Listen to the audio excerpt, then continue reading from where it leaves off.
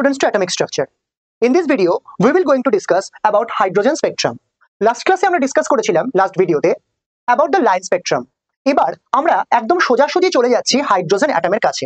তো যদি আমি তোমাদেরকে বলি হোয়াট ইজ হাইড্রোজেন স্পেকট্রাম, আচ্ছা আমরা আগের ক্লাসে ডিসকাস করেছিলাম about emission spectrum as well as absorption spectrum. Hydrogen কিন্তু পড়ছে ওই এমিশন স্পেকট্রামের আন্ডারে।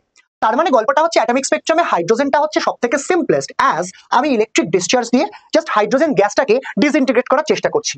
ধরে নাও এটা আমার সেই চেম্বার যেখানে হাইড্রোজেন গ্যাস রয়েছে, ব্যাপারটাকে আমরা ইলেকট্রিক ডিসচার্জ দিলাম আর ব্যাপারটা না ডিসইন্টিগ্রেট হয়ে গেল, মানে এখান থেকে একটা লাইট ওয়েভ বেরিয়ে এলো।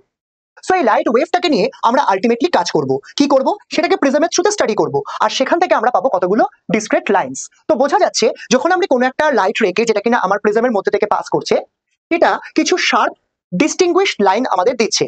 এবার দেখো ব্যান্ড স্পেকট্রাম পড়ানোর সময় আমি বলেছিলাম যে ব্যান্ড স্পেকট্রাম কিন্তু মলিকিউলস এর জন্য হয়। হাইড্রোজেন এখানে মলিকিউল হিসেবে অ্যাপিয়ারই হচ্ছে না, ওটা কিন্তু হাইড্রোজেন অ্যাটম হিসেবে অ্যাপিয়ার হচ্ছে। তাই ওর ফিঙ্গারপ্রিন্ট স্টাইলে কতগুলো ডিস্টিংক্ট জায়গায় কতগুলো লাইনস আমাদের শো করবে। এবার আমরা দেখবো